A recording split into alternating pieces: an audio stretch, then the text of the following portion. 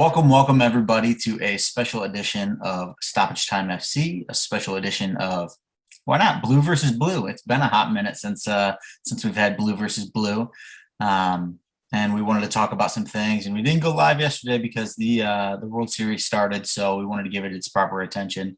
But we wanted to cover a couple things and just spend some time with you guys. Joe, as always, it's good to see you. How are you, my friend? I'm doing well. Sitting in the parking lot at school today because about the only free time I had before the girls' soccer this afternoon and meetings at 3. So find time when we can. So I'm sitting in the parking lot talking some soccer with my boy. That's what we do. We find the time in between the time. Exactly. Hashtag dad life, I guess. Precisely. Anyway, Joe, Exactly. I wanted to talk about a couple things that I know that you and I have recently been talking about, and I just kind of wanted to expand on it. And I think I'll start off, and I know that you already had talked about this, and you had kind of addressed it in Joe's post, not your post, the other Joe, English Joe. We'll call him English Joe. Basically, he had asked what teams we support and how we got to support them, and I did not have the proper chance to address that, and so I figured I'd just do it here while we have the time. So Joe, if you want to kind of run through your background real quick and just kind of highlight on what you had already said for the folks. Yep, I can do that. So I was a basketball player through and through growing up, and I didn't really watch soccer, didn't really play soccer.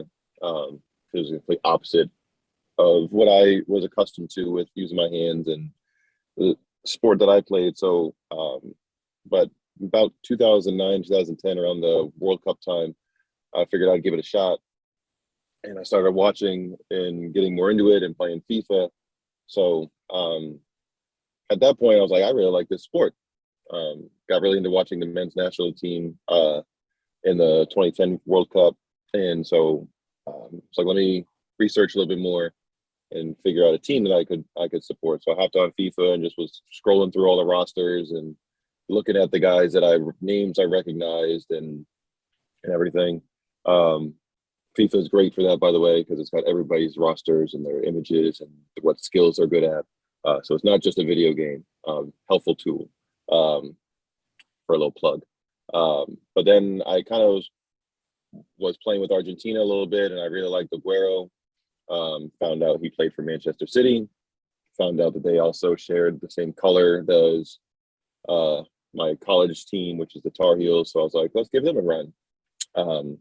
College basketball anyway. So I figured I'd run with Sergio Aguero for a while and play with Man City. Started watching some of their games and really liked the way they played, style that they played. And from there, it just grew into a full-fledged love affair with that club and myself. So for a Premier League team, Man City was what I went with, and I've been sticking with them ever since. And it was kind of like second, third on my list of teams, but is now by far my club I'm most passionate about for any sport. Then for me, locally, DC United is right here. One of the founding members of the MLS, won several cups at the beginning of the league. So I follow them pretty closely.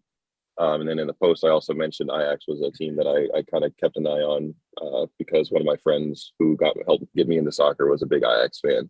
So I kind of kept tabs on them as well. And then I'm very much into the men's national team, even though they drive me nuts sometimes.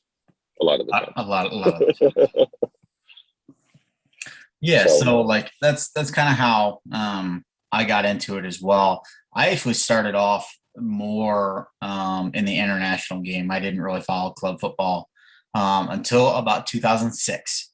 So the 2006 World Cup in Germany, I was always a big supporter of the men's national team in the U.S. and also the German national team, Die Mannschaft, because for those of you that don't know, I was born in Germany. My dad was in the service there, so I actually held German citizenship for a little while. So I've kind of always taken a liking to them. And the 2006 World Cup was my first World Cup where I religiously watched. I watched almost every match, and it was my first real immersive experience. Well, because of that, my love for the German national team, I started, developing relationships with the players, like what players I liked, kind of like you did with Aguero. My first instinct was the man that I had behind me, Michael Ballack, who was just very, like, a lot of people don't talk about Michael Ballack, but he was so talented with the ball at his feet, and he was a good mixture of he's your complete midfielder. He could pass the ball, he could shoot the ball, he could defend well. He had that engine that just never quit. And while obviously you can't combine these two players, think a more watered down version of a combination of N'Golo Kante and Kevin De Bruyne. Obviously, not of that caliber, but if you could combine those two players and just have them a good, solid player, that was Michael Ballack. And I was like, man, I really like watching him play. So I did a little bit of research on Ballack, found out he played for Chelsea. Da-da-da-da. There we have it. And that was my, start of my love affair with Chelsea. And as time has gone on, it's grown into more of a love for club football than national team football. And while I still follow the World Cup, and for those of you that have been around for a while with Stoppage Time and the scene and everything, we covered the last World Cup pretty well. Did a lot of write-ups on it. I'm sure this upcoming World Cup we'll be doing a lot more live videos instead of write-ups. But anyway, I fell in love with Chelsea, and I've never looked back since. As far as other clubs that I follow, I am a Crew supporter. Being in Ohio, I would not say I'm a very heavy Crew supporter. I follow them enough to know about them. I know how they're doing, but I wouldn't say that I'm tied to them quite like I am other teams. In Germany, truthfully, I don't really care. I've always had a soft spot for Stuttgart's team. That's only because it was close to where I was born. And so that's kind of the team that I've followed, but they're trash. And so I don't really talk about them much. Italy, I don't have a club either. I do like AC Milan. I've always liked AC Milan as far as clubs that I would support there. And they always have had great teams. And now that they are kind of like Chelsea light, they keep buying all our players and stealing them. And so that's definitely where I will say my allegiance is to in Italy. Spain, my actual tie to Spain is Sevilla. That's only because a girl that I was dating in high school, she had done like a semester abroad kind of thing and went to Sevilla, brought me back a jersey, and I was like, cool, they're my team now. And that's kind of how that went. And I've liked them, kind of ever since for that.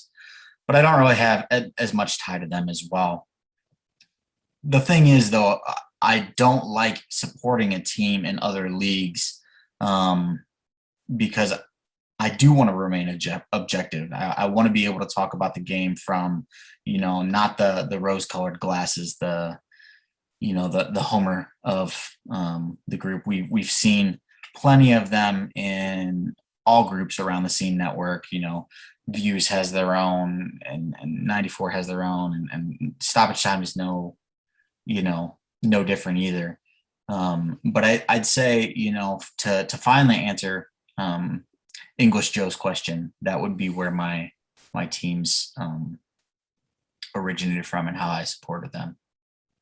Yeah, it's hard to avoid the rose colored glasses with any of your teams, but I think most of us are doing a pretty good job of setting that aside at times and kind of focusing on the objective, non-biased breakdowns of our clubs and the leagues that we're trying to cover.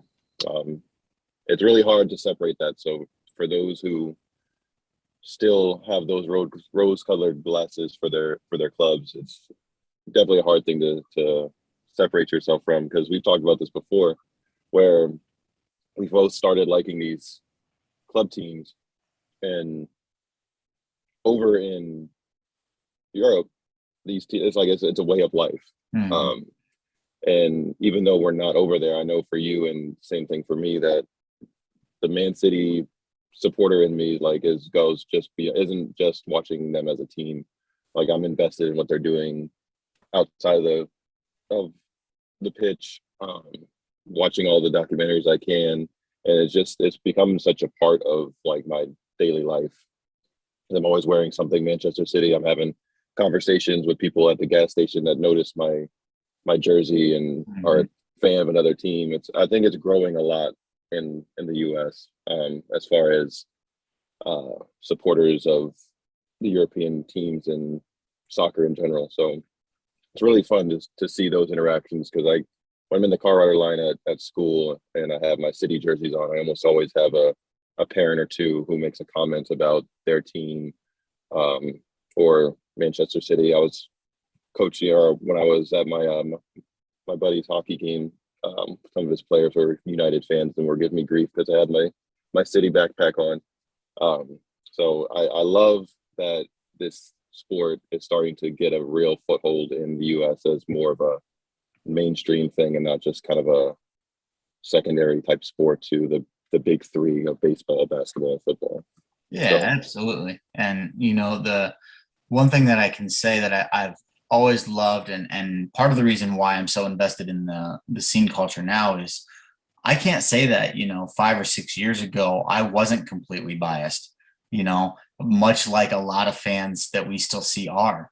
But getting to know everybody in the scene culture and the group helped me take a step back and realize that you can still be a fan of a team and be subjective. You can be objective. You can be whatever you want to be, but you don't have to be biased, and so they have helped me grow as not only a fan of my team, but also the sport. And I actually enjoy the game more now that I'm able to look at it from a much wider angle. And I think that's something that can be truly appreciated by fans of the game that can take that step back.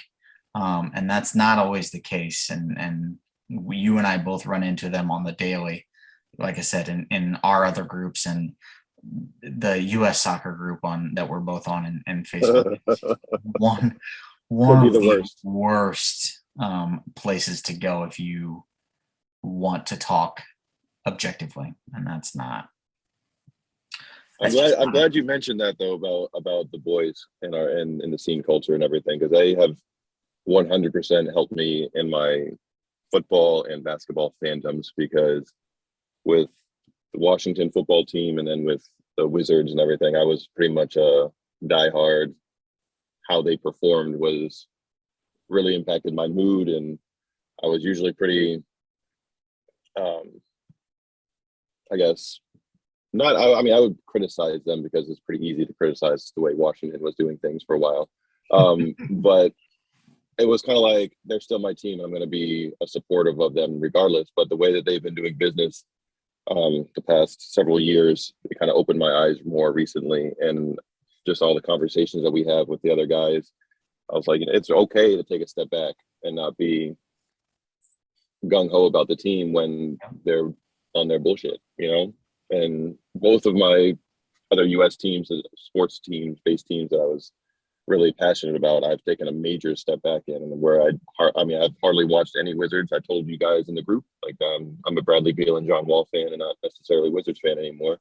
And Washington, I haven't watched any of their football games in the past 2 weeks, and I've enjoyed my Sunday significantly more. Yeah. So Yep. kudos to the boys in the scene and helping us all grow. As Jay Ham once pointed out, um, he was the first one who showed me the fan free agency card. And that is a liberating thing that was, meant as a joke, but it's a very real thing. And I'm a Cowboys fan, and while I follow them, I don't follow them nearly as much as I used to. I'm a Reds fan, and it's great when they're doing good. And I love going on the dish and talking with the boys about baseball. Um, but if it's not Ohio State football or Chelsea soccer, I generally don't engage in anything of a serious nature that's not generalized. Um, and so, that's it's definitely because of the people that we have surrounded ourselves with in the past few years. So, when the boys watch this, shout out to you because you have all made us a better fan. For sure. Joe, I know that the big topic is United right now, and being as that they are your crosstown rival, I figured that we wouldn't be doing it justice if we didn't talk about them. So, You mean there's something going on with their manager? There's something going I on mean, there's with their something club right going now? on with the entire organization, and it's not going on in a positive light. I can say that much. So, United is currently struggle bussing, to say the least. And I think let me look at this. They are currently seventh in the table, which actually isn't too bad considering their poor run of form. 3 losses in 4. Um, yeah, that's gross. And it's been in the Champions League too. It took two very late goals to get a win in their last Champions League game, and it's been not pretty even when they have won. And the out and out pasting that Liverpool put on them last weekend, I think was the tipping point for the fans. Has actually started to uh, move the needle on the pretty much blind Ole support that has been coming from the front office and the executives with Man United, because he's pretty much had their backing regardless of what has happened. But got to the point where I think Monday night they had meetings for a very long period of time trying to decide what they're going to do with their manager. It took Sir Alex coming back into the fold and giving Ole his backing to get them to kind of see that they need to give him, I guess, at least one more game. At this point, from all the meetings that have been released, or the info that's been released from the meetings, that he at least has through the Tottenham game and probably through the upcoming international window, where he has, I think, Atalanta in the Premier or in the Champions League. He's got us right before the international break, and how he performs and how United perform in the next few games, I think, is definitely going to determine his fate. So they're going to have to pull some rabbits out of their behinds to save his job.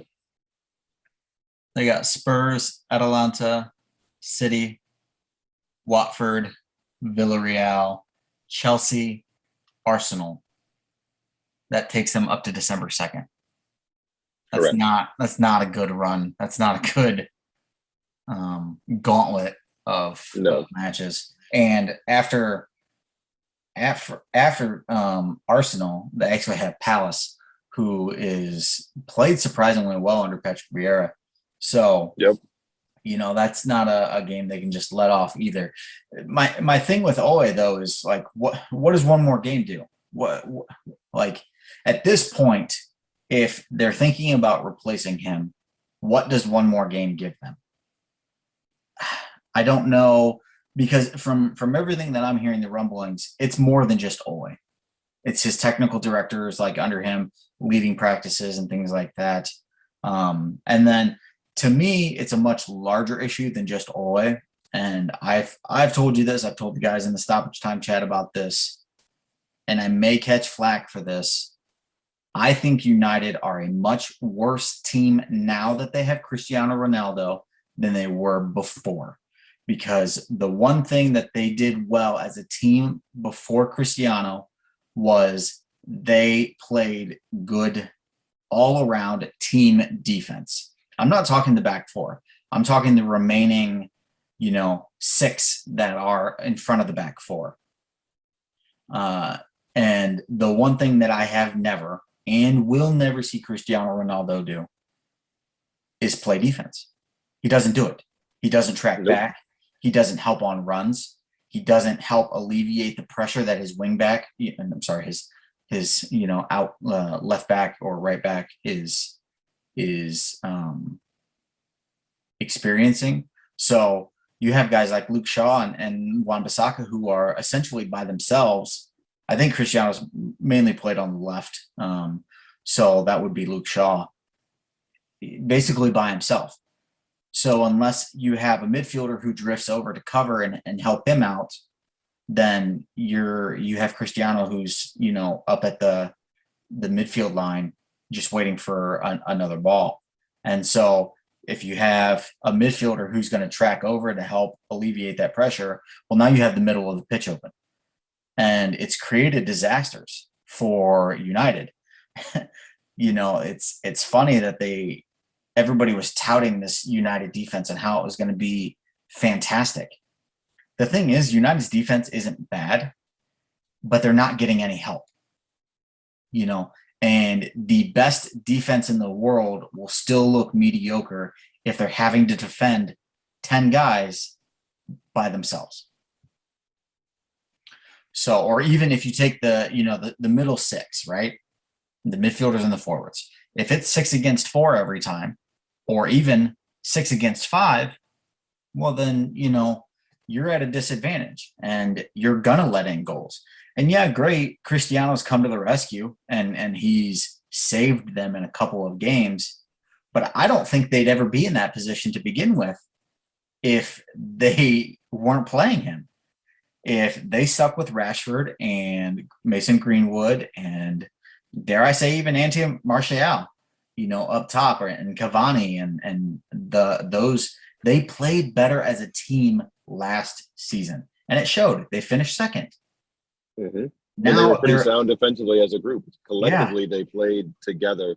And when you're playing on a high press and you're working as a group, one guy who's not doing that can completely tear apart your defense, which is exactly what's happening and why they're conceding more goals. It's not because the players are behind them, not the back line and the defensive midfielders and everything. It's not like they're playing terribly. It's just they're, like you said, they're outmatched because the other team has an extra man and he's not. That's one of the main things where I wasn't super like, hey, let's go get Cristiano, because the other option for him allegedly was City.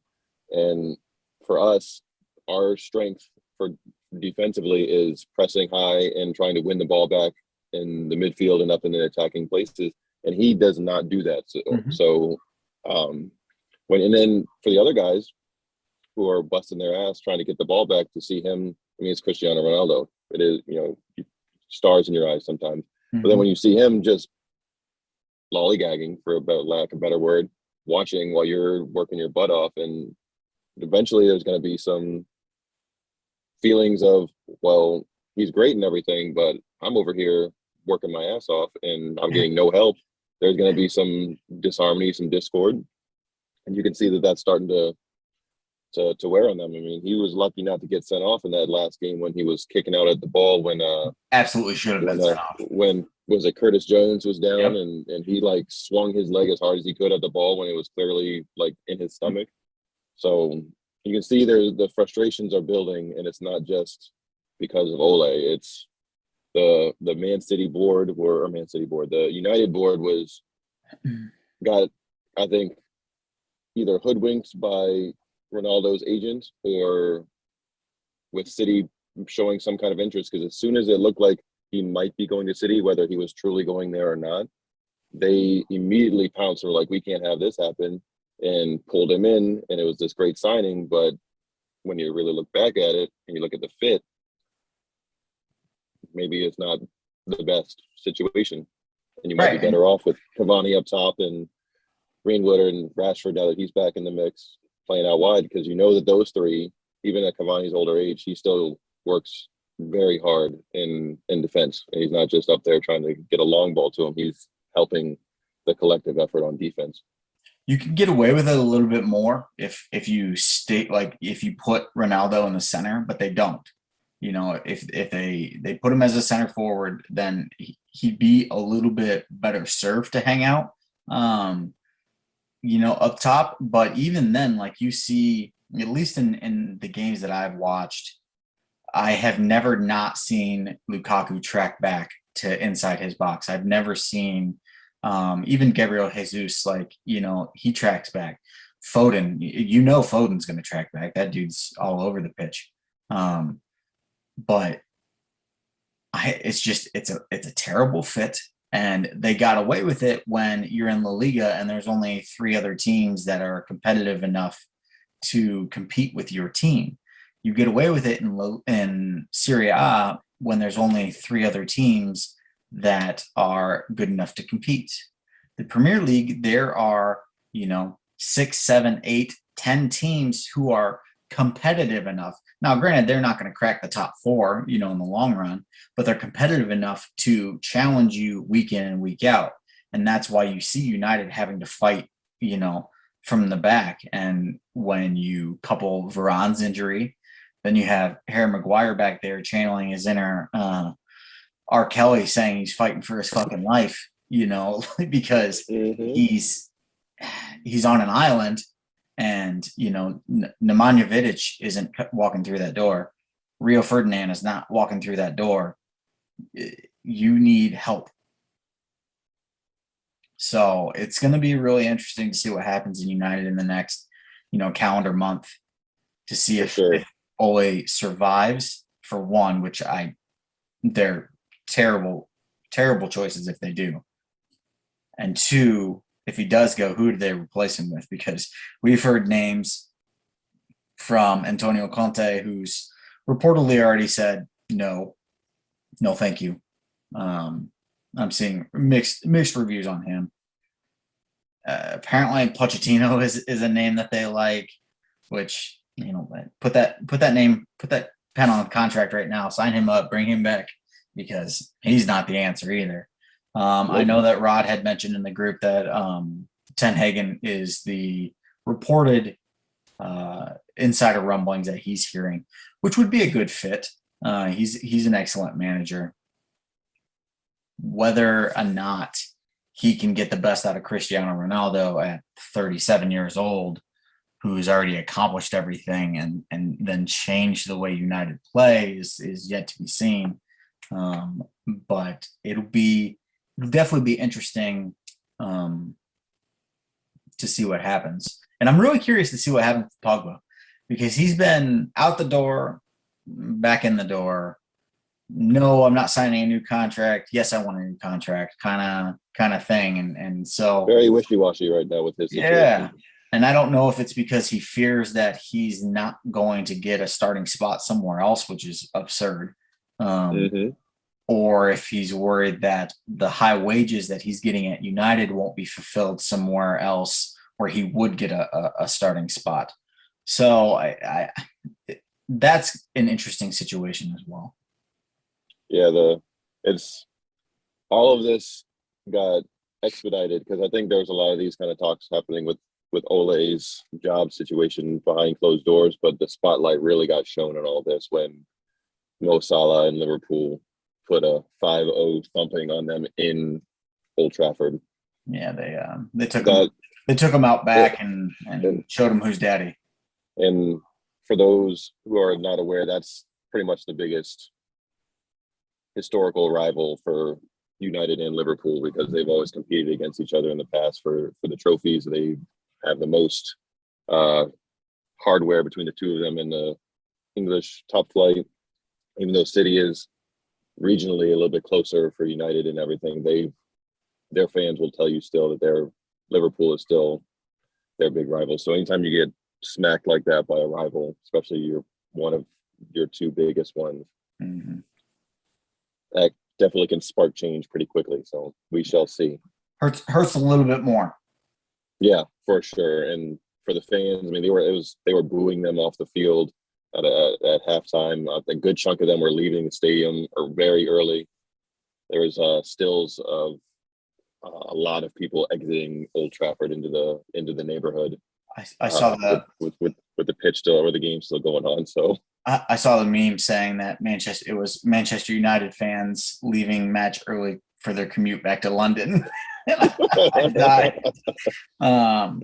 That's good. But we'll see, I guess, what happens. What's going to be the first domino? Do they stick it out and just ride it and hope that a top four finish happens, or do they make a change sometime around the international break or the winter window and go from there? Speaking of the winter window, I know that our newly rich folks down in Newcastle are linked with all sorts of names. You said before we started that Florian Wirtz was linked with them. It's on their wish list, but probably not going to happen. But that's the caliber of young player that they are going to be now linked to, because they have an obscene amount of money. And those young guys who are 18, 19, who are playing as well as Wirtz is, are going to cost a pretty penny. So if they're ready to move it at all at that point. So I think you said you saw one earlier too, right?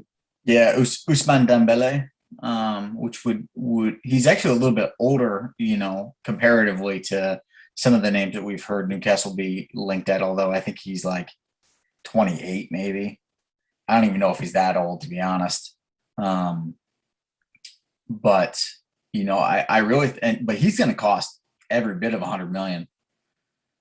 Because Barcelona and their financial crisis is they've got 10 fingers and 10 toes on every single player of value, and they're squeezing blood out of a turnip to get every dime they can. I think Newcastle's best bet, though, is to target guys like Florian Wirtz, to target guys like Aria and Tuchemani, those younger guys that are still, they're going to cost you because the caliber is there, but they're not quite full-fledged superstars. So you could get Wirtz, Tuchemani, and a couple other names for a collective $200 million, whereas Dembele is going to cost you $100 million by himself. And then you get into the issue of, well, do you really improve a team with one signing where you can completely turn the roster around and have 4 or 5 signings?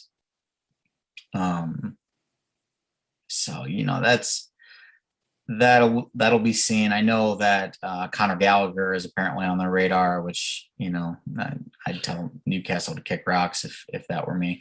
Although with the reemergence of Ruben Loftus-Cheek this year under Tuchel, that may have an influence on whether or not Gallagher has a spot on the first team next year. Also, a lot of that will play into the fact whether or not Jorginho stays. He's been, talked about leaving, and Kovacic. And if Saul continues down this road, it does not look like his loan would get extended. He is not taken to the Premier League very well. His game last night in the Carabao Cup was light years better than his first 2 appearances. But he's struggle bussing so far, which we've seen time and time again from players, coming from a finesse league and moving to a more physical league. It's definitely adjustment periods for changing leagues, because the style of play is quite different than what you're expected to do. Also, and then when you're coming into a team like Chelsea that already has pretty stacked midfield, it's going to be hard to get your name on the team sheet right away. And if you're not getting regular minutes, it's really hard to adjust to the new league quickly when you're getting a substitute appearance here or there, or just making the 18 and not getting into the game.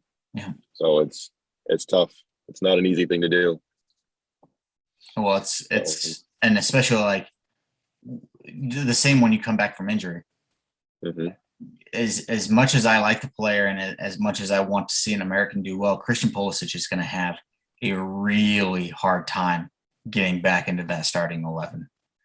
It's not looking good, to be honest, and I don't know what else he can do other than fight. I mean, he was already kind of being talked about by Tuchel as being a super sub before the injury anyway. He liked him as a guy coming off the bench. So working your way back from an injury and then knowing your coach already kind of likes you as a guy who can come in and change the game as a substitute, it doesn't read too well for your chances of jumping right back into one of the starting 11 positions. The only thing that Christian has going for him right now is I'm hearing rumblings in London that Tuchel is not a Hakim Ziyech fan. He and it's so there was rumblings from the Moroccan national team that Hakim is quite lazy and has this air of, well, I'm Hakim Ziyech, like I don't need to do this, kind of sense of entitlement. So think if Ziyech gets sold, then that'll be one less winger that Christian will have to compete with. But it's going to be tough sledding, especially when we're playing midfielders and Kai Havertz and Mason Mounts as wingers. And the good teams do that though. They move their talented playmakers around to fit in the team, and that's and at least in my eyes, I don't view Phil Foden as a winger. I view him as an attacking midfielder. But for the last 2 years, we've seen him fit in where he gets in. You fit the talented players in the starting 11 regardless of where their natural position is, and that's why you see guys like Foden and Mason. Who both, I know Mason did, I'm pretty sure Phil did, both made the Ballon d'Or list. I'm pretty sure they're both on there.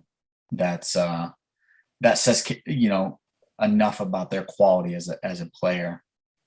But speaking of Hakim Ziyech, I think that's the perfect segue into the African Cup of Nations, which is coming up, and that's going to be a big point of contention for a lot of Premier League teams, and we talked about this kind of in the group, that Liverpool is going to get hit hard, Chelsea will get hit hard, and Arsenal will get hit hard. Chelsea not as much because it's only 2 players. It's just one really good player and one that's on a extremely high form right now in Edouard Mendy. The other is Hakim Ziyech, if they even call him up, because they didn't call him up for the last international break, which was interesting. Right.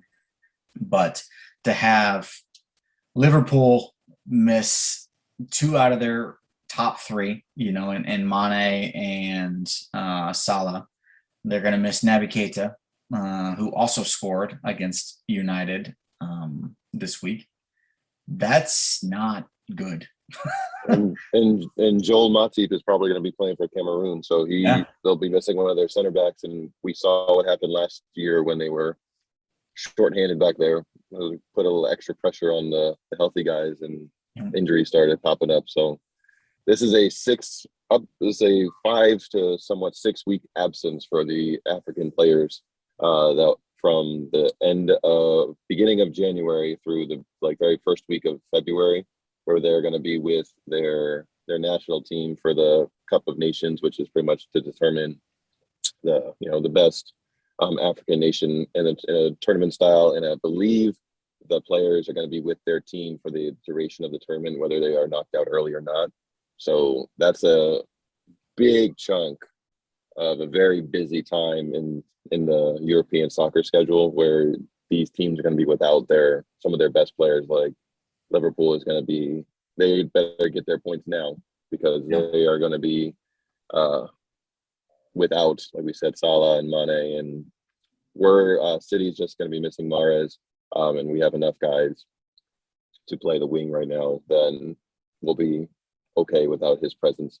But there are some teams for sure that are going to be hurting while those guys are off. And this is a tournament that I think is often done in the summertime, but they've switched it this year for temperature reasons because it's so hot in that region in the summer. Kind of like what's going to happen with the World Cup in a couple years, or next year, next wintertime, where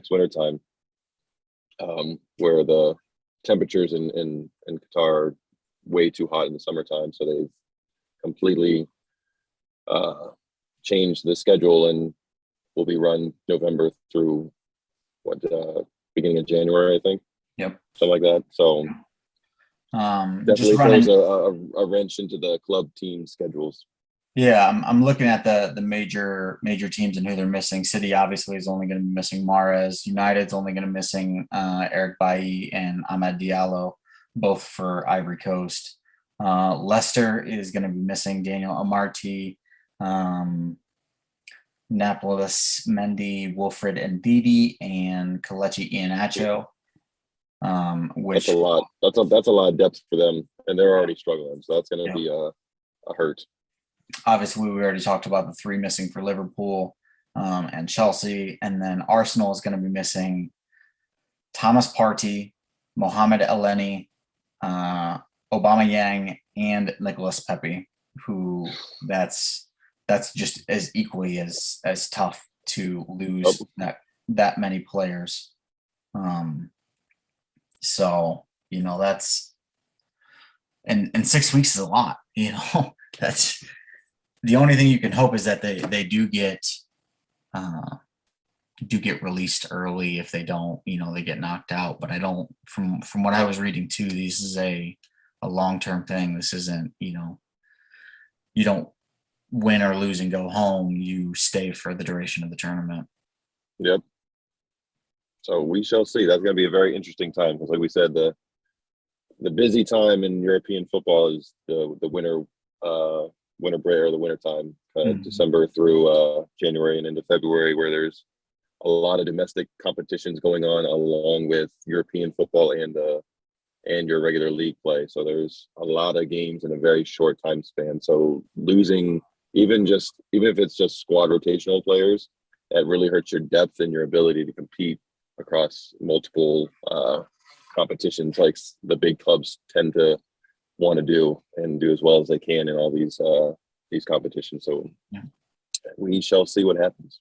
Not to mention potential injuries that may happen, during that same time. And that's like you had mentioned, we saw what happened with Liverpool, last year when they lost center back after center back. So it's bad news bears. Joe, do you wanna touch on the men's and women's national teams real quick for the US before we sign off? Yeah. We got the next round of CONCACAF qualifiers coming up for the men's national team here. I think in about a week and a half is the next round of 3 matches, I believe. I think we're sitting in second right now behind Mexico. The last 3 matches that the men's national team had, the players and a lot of the fans were talking like it was going to be an easy 9 points, and they should have known better. But that is what it is with some of the men's national team fans. And they came away with, I think, another win, a draw, and I believe we took an L to was that down in Honduras? Sure did. So they came away with 4 out of the Panama. possible 9 points. Panama, not Honduras. And that game in Panama, they looked abysmal. I don't think they got a shot registered on goal because of some heavy rotation of players and everything. So it doesn't look nearly as bleak as it once did during the last qualifying cycle. They are still in great position to qualify for the upcoming World Cup, which is huge. But the big one is coming up soon. I believe their first match in this window is against Mexico. November 12th. Very first match is against Mexico, and that's a true 6-pointer. Yeah, that's a huge match for them. Is that one in Mexico? Standby caller. Looks like it is in the U.S. Okay, so home one. So that's in Cincinnati. There you go.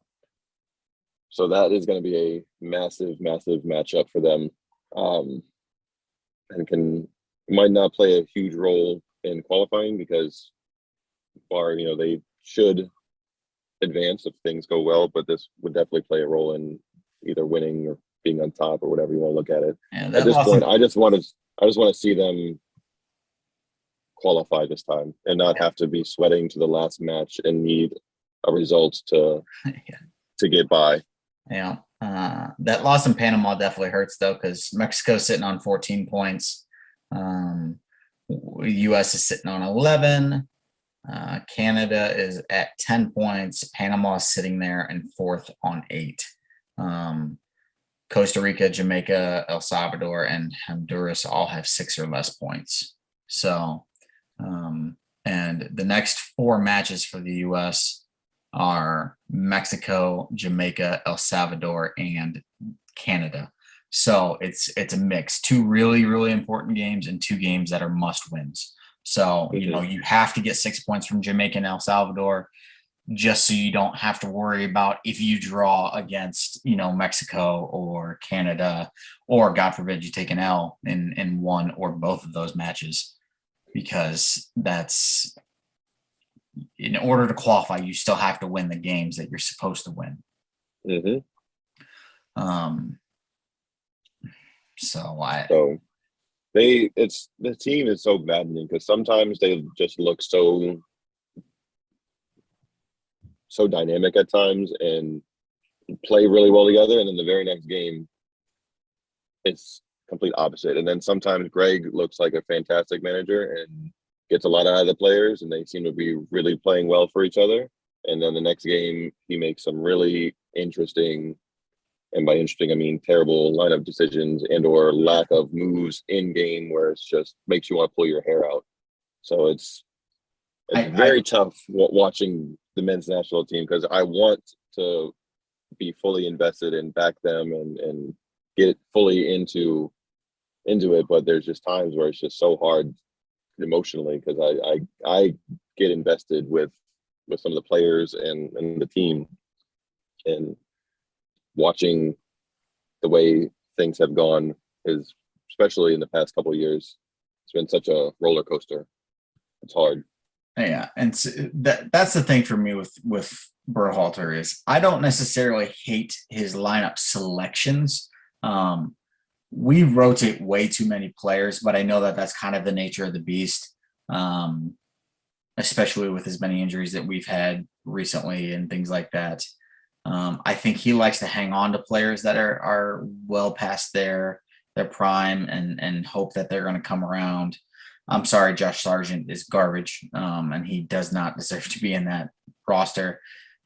If I have to hear one more thing about Sebastian Lletget, I might scream. He is fine. I put him in the 18. I don't even care, but he is not a starter. He should not be a starter. My main gripe with Berhalter is, and this is the same thing I had with him in Columbus, was he is a terrible in-game adjuster. He does not make good decisions when he needs to change on the fly. And I don't know if this is the players taking it upon themselves or if it's Berhalter's actual teachings, but I don't know. I don't get this mentality. And I saw this in the last game where Serginho Dest was at right wing back and Musa was the right winger. But every time I watched any attack, it looked like Dest was the one who was the winger and Musa was the one that was dropping back and playing defense. And I get it. You want a right wing back to make that attacking run. But at some point, your attacking run is now hindering your team. And I think Dest sometimes forgets that he's not playing on a team of the same caliber as Barcelona. And, as much as we like to give Barcelona shit, they're still one of the, top teams in the world, and they have talent at all 11 positions. The US does not. I'm sorry. Like we're not at that level. And that's something that we will always struggle with, just due to the fact that a good majority of the best athletes in the United States don't play soccer. This is true. This is And true. yeah. But Joe, I want to thank you for taking some time out of your busy day to talk the beautiful game with me, and thank you to everybody who will tune in and watch this. We appreciate you as always. It's always fun to talk on Blue versus Blue. Don't forget to check us out, Stoppage Time FC or The Scene. We are all over Instagram, Twitter, Facebook. You can find us. We are there. Share with Until your then, friends. like, subscribe, and don't forget to hit that notification bell. That sounded real professional. Hey, you know, Good I job, sir. try. I'm upping my game here. I see I'm that. Zach. That's Joe. We're out.